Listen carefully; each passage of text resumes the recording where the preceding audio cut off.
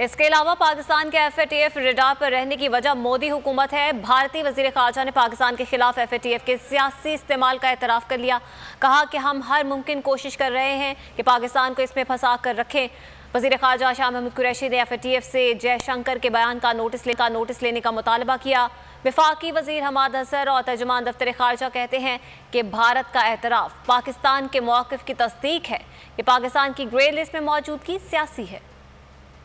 बिल्ली थैले से बाहर आ गई। भारत की पाकिस्तान के खिलाफ एक और साजिश बेनकाब। अहम हुकूमती रुकन का पाकिस्तान को FATF में फंसाए रखने और फोरम के सियासी इस्तेमाल का एतराफ़। हमारी कोशिशों से ही पाकिस्तान FATF के रडार पर आया। भारतीय वज़ीर ख़ारजा जयशंकर का कहना है कि पाकिस्तान को ग्रे लिस्ट पर रखने में मोदी हुकूमत का ही हाथ है। गुज़िश्ता माह फाइनेंशियल एक्शन टास्क फोर्स ने पाकिस्तान को ग्रे लिस्ट में बरकरार रखने का फैसला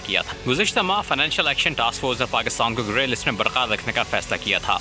वज़ीर ख़ारजा शाह महमूद ने बोल न्यूज़ से ख़ुसूसी गुफ्तगू में कहा कि भारत ने FATF के पाकिस्तान के खिलाफ सियासी इस्तेमाल का एतराफ़ कर लिया है। उन्होंने FATF हुक्काम से भारतीय वज़ीर ख़ारजा के बयान का नोटिस लेने का भी मुतालबा किया। अब इस फोरम को सियासी मकासद के लिए पाकिस्तान का बाजू मरोड़ने के लिए इस्तेमाल किया जाए, जो मुझे खदशात और जयशंकर के बयान ने उस पर मोहर सब कर दी है। वो खुद अपने मुंह से एतराफ़ कर चुके हैं कि हमने इस फोरम को अपने सियासी मकासद के हसूल के लिए इस्तेमाल किया।